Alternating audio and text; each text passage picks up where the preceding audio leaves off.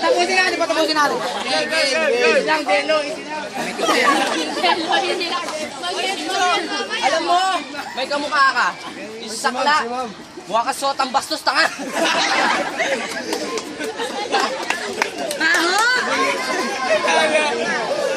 Okay, tuloy. Alam niyo, trabaho ng tatay nito, tagatulak ng barko. Para lang may pagkakain siya sa'yo. Puta, anong ginagawa mo? Magpa-booking lang sa kanto. Saka, tigil-tigilan mo ako sa mga pag-i-English mo.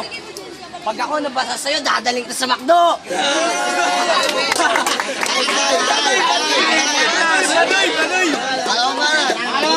Pangalan mo bahala.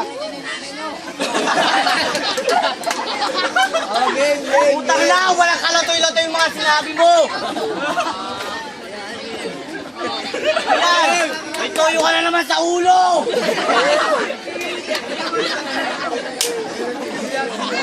Wala lang may isip mo. Hindi na ba yung formahan? Tapos tayong lahat dito pag may dumating. Proper na, may pagka-jejemon pa.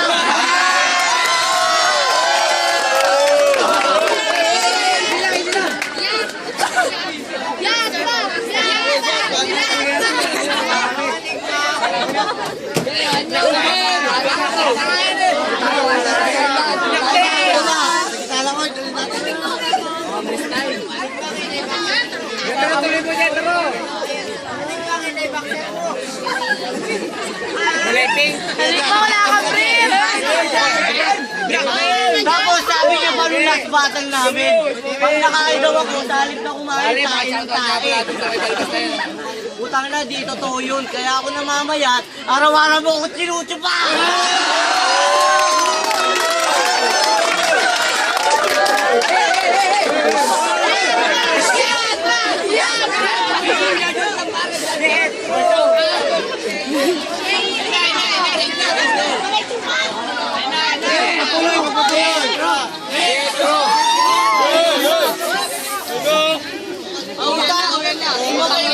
Daw siya sa vapor tabo. Utang na meron ka ngayon doon. Pakilo ka!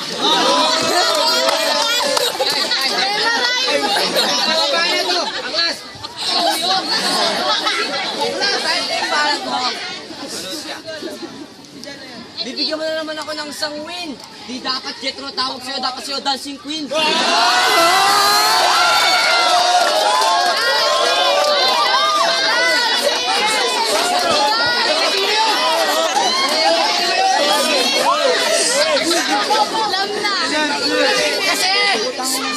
Kasi kinikilig ka sa tuwing pag-ihilang. Payo ka girls, huwag yung piliin yan. Kadiri yan, pang ethics yan.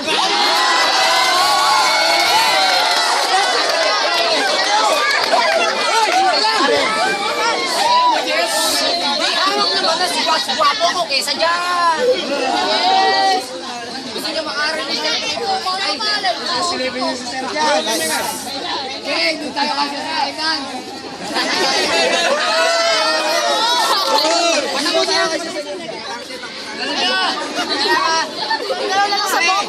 Marami talaga yung nagtatanong, sino ba talaga ako? Saan ako nang galing? Sagot ko, gusto nyo malaman?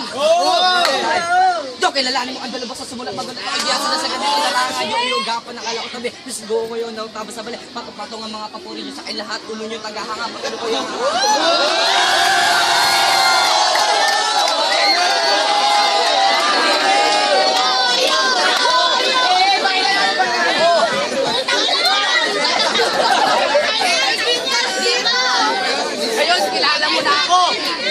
hindi mo maintindihan nyo kasi mahila yan, kukote mo!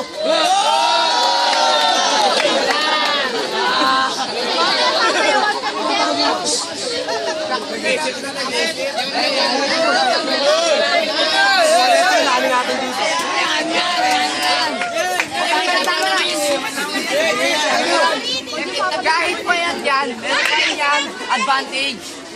Kasi kapag nabulog siya, kaya niya pa rin makawala sa cage. Dive. Oh, pangalawang banga na to. Last round. Yung papaliwanag